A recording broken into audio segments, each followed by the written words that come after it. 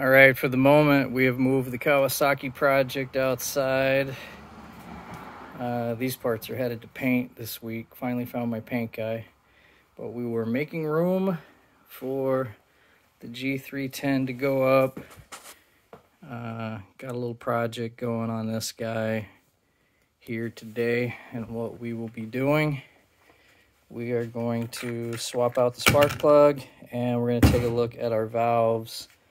See how our valve clearance lash is holding up on the little 310R Beamer. So that's today's project.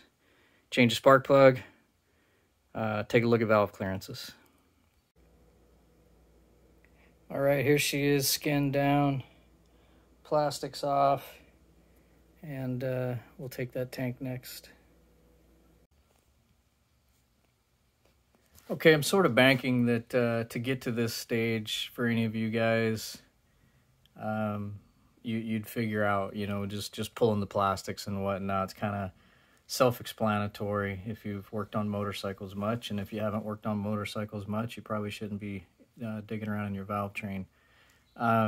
So the tank itself, you know, there's a bolt either side, and then I just have it propped up here and back on this rubber piece, because I just want to show you guys the things that you'll have to unhook that may not at first be self-explanatory, and I'll save you some time looking it up. So this is the electrical connection to the pump.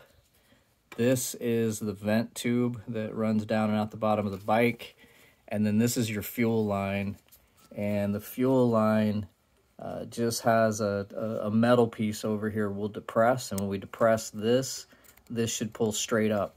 So fuel line, pushing this button, push straight up, vent tube, and unhook the electrical to the fuel pump. Those are the three items to disconnect, and then your tank is going to lift up and out. Okay, we've got the tank out of the way, and I have pulled the coil off. For those that are curious if they need this special BMW spark plug tool, this is just a thin wall 14 mil, actually picked up off Amazon. And the thin wall 14 mil socket off Amazon is a fit. So no special BMW tool required. Very inexpensive socket. I think I paid $6 for it. Here's our plug comparison with new. The color looks good, but the gap's definitely too far open. I wish I would have gone ahead and changed earlier. Again, I'm between 14,000 15,000 miles. And this could have benefited from a little bit of an earlier change, I do believe. All right, here we are. There's our intake mark aligned. There's our exhaust mark aligned. So that has the cam in position. Head covers off, obviously. We're looking down on intake cam, exhaust cams right here. And I would show you the feeler gauges in action, but it's so tight in here, I don't have a good way to set up and show you, because I need both hands to work the feeler gauges into position. Things are kind of cramped down in there, but bottom line, I am in good shape on both intake and exhaust at somewhere between 14,000 15,000 miles on the bike. Valve adjustments looking good. Okay, here we go down into the cylinder, and here we are.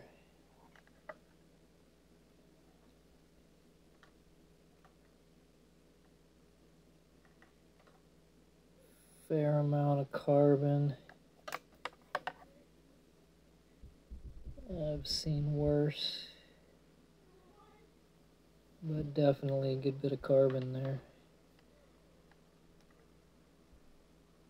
I can't.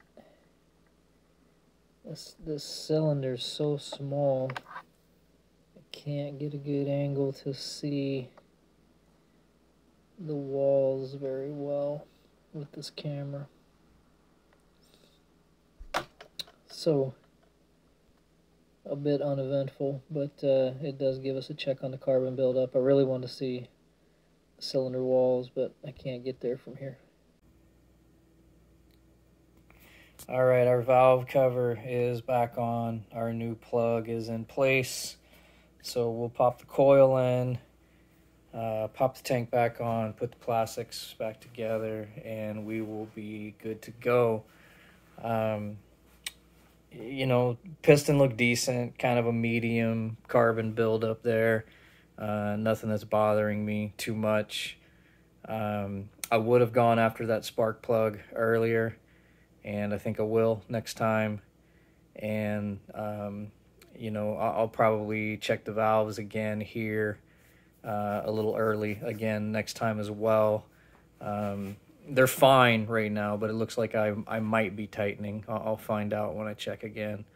But overall, not too bad. Knocking this out at home, no big deal at all if you know your way around a motorcycle engine. Pretty easy to work on. One cylinder. It's quick.